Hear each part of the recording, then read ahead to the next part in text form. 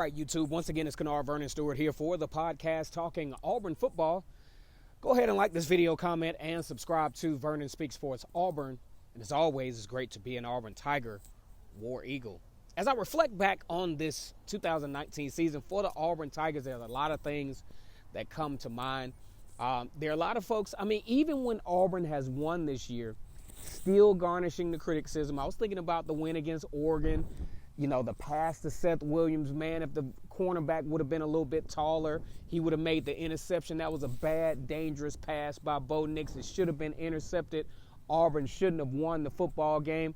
But I'm going to tell you guys, one game, one moment, one instance can change the whole trajectory of a season, of a program, and it can make a program start to believe and help a program to start making better decisions perhaps. And if it doesn't, then it's just too bad, to be honest with you. Now, I look back, when I think about Auburn football, I look back to 2017 when I think about the Georgia Bulldogs. They took a trip up to Notre Dame. The things were kind of still, this was Kirby Smart's second year coaching. People still really didn't know what kind of direction this football team was going in. And next thing you know, I saw this. This was back when I was doing commentary on Facebook. I circled this game as the feature game, as the pinpoint game as to where Kirby Smart possibly was with this particular program. Georgia went up to Notre Dame, and in heroic fashion, unlikely fashion, some of the most acrobatic catches, some of the most, non-sustainable things happen, key turnovers, things like that. Georgia wins that game against Notre Dame.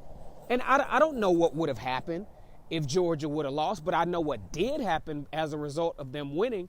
They got confidence, and they got better, and they started to believe. Each week they started to believe more and more and more. And next thing you know, Georgia's in the college football playoff, a comeback from behind win over Oklahoma. That's what happened. I'm not saying that that's what could happen to Auburn because of a huge win over Alabama. A lot of things went Auburn's way. Pick six, pretty sound play by the offense. Nothing spectacular, but Auburn managed to win the football game. And if you're going to put your program in a different direction, a more positive direction, you got to win games like these some kind of way, especially considering how the rest of the season is gone. This is an Auburn team that could not go 8-4. It was unjustified. This team had too much talent.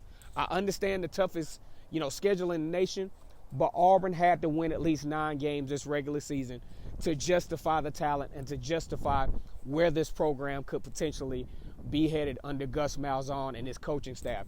At this point, I'm not here to guess what Gus Malzahn will do to, enhance the offense over the course of the offseason. I do know that something does need to change.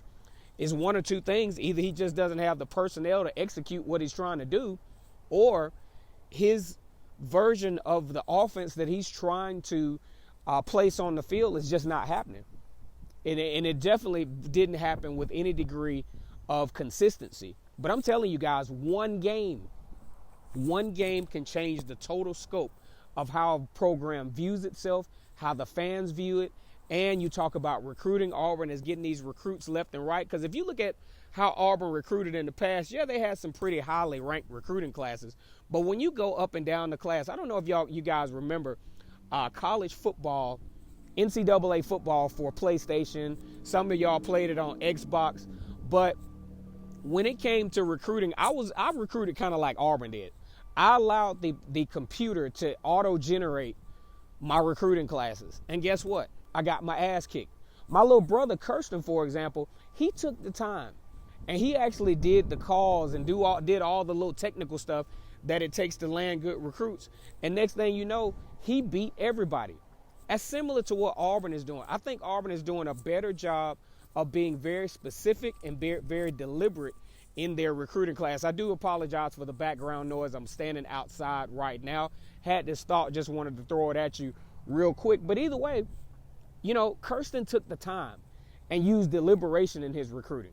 And another thing Kirsten did is he knew what he wanted. And I think before this particular time, I don't think Gus Malzahn or his staff had any idea as to what they wanted this brand to look like, either offensively, really, or defensively, until Kevin Steele came along. But especially offensively, because the years gone by without recruiting any seriously talented offensive linemen, not coaching those guys up, it really proved to be detrimental. I thought a few, I don't want to call any players names because I have a lot of respect for all of the Auburn players and all those guys who sacrificed from a student-athlete standpoint. But there are a lot of guys on the list that I just don't think should have wound up at Auburn. They were just wasted recruits. Those are guys that could have gone to a FCS school and done something different and done something to where they would have been a little bit more productive in those roles instead of just coming to Auburn just to sit on the bench.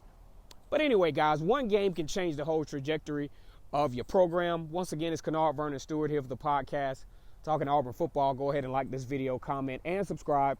And as always, it's great to be an Auburn Tiger, War Eagle.